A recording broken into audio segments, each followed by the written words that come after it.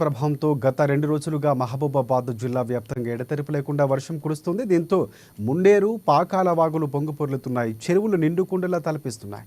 బయ్యారం పెద్ద చెరువు ఉధృతంగా అలుగు పారుతోంది.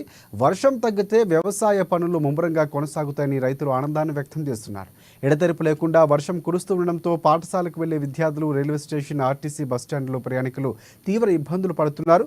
గతంలో బయ్యారం పెద్ద చెరువు అలుగు వద్ద పర్యాటకులు సెల్ఫీలు దిగుతూ చెరువులో పడి ప్రాణాలు కోల్పోయారు. అలాంటి ఘటనలు పునరావృతం కాకుండా పోలీసులు బారికేట్లు పెట్టి బందోబస్తును ఏర్పాటు చేశారు.